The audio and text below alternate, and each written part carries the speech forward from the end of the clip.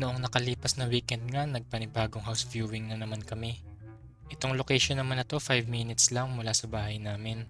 Kumpara sa mga nauna naming napuntahan na detached na bahay, hindi to katulad ng iba na brick. Ito ay vinyl siding. Dito nga ako dumaan sa gilid kasi yung harapan sarado. Sa pagkakataon naman na to, unahin na nating tignan yung upper level. Kumpara nga sa mga nauna kong videos, yung main level yung inuuna ko dati.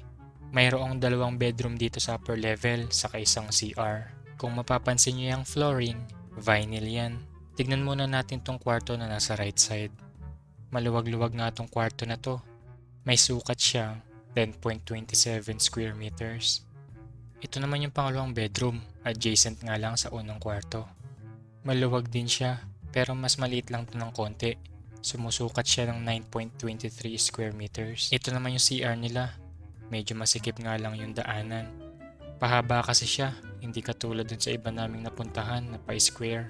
At ganun pa rin, 4-piece setup, may sink, toilet, bathtub at shower.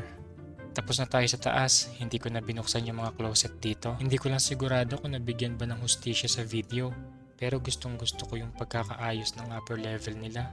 Parang bagong renovate nga lang din siya, hindi ko lang naitanong. Siguro kaya ko rin siya nagustuhan dahil sa kulay ng pintura. Maliwalas yung tingin ko. Kayo ba? Ano ang mas gusto nyong kulay ng pintura? Dito naman sa main level, may sukat yung living area nila ng 11.5 square meters. Pahaba nga lang din yung living area nila dito. Pinag-iisipan nga namin kung sakaling kukunin namin tong bahay na to, saan kaya namin ipupwesto yung TV. Ito naman yung CR sa main level. Isa nga rin sa nagustuhan ko dito sa bahay na to dahil may toilet siya sa main level. Saka maluwag tong CR na to.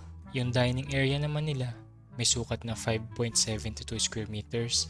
Diyan nga nag-uusap si Hana saka yung salesperson. Ito naman yung kitchen nila. Nilagyan nga rin nila to ng dining table and chairs. 11.7 square meters naman yung sukat nito. Pansin ko parang bago lang yung oven nila saka itong fridge. Depende sa seller ng bahay, kadalasan yung mga ganyang appliances iniiwan na. Dito rin pala yung access sa backyard. Pati yung deck nila sa likod, pahaba rin yung design. Pahaba rin kasi talaga yung lote nila. May lapad siyang 9.1 meters, may haba naman siyang 38.1 meters. 348 square meters yun. Yang nakikita yung storage room, garage dapat yan. Pero sa ngayon, ginawa siyang workshop. May pintuan din pala dito mula sa parking space papunta sa backyard. Tara tignan natin tong workshop kung ano ba yung nasa loob. Naka-open naman siya so pwedeng tignan. Yung iba kasi naka-lock. Ayan sana yung pinto kung gagawin siyang garahe. Maluwag din pala yung looban nito. Susunod naman nating pupuntahan yung basement nila. Ayun na nga, tapos na mag-usap si Hana sa yung salesperson. Iniintay niya na lang siguro ako matapos kumuha ng video. Itong basement pala, katulad ng iba naming mga napuntahan, unfinished din. Itong bahay pala ay approximately 51 to 99 years na. First owner pala yung nakatira ngayon.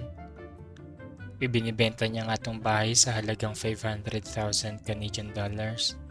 Sa Philippine peso, 20.5 million pesos yun. May property taxes nga rin pala dito sa Canada. Dito sa bahay na to, halos 3,200 Canadian dollars yung tax niya for 2023.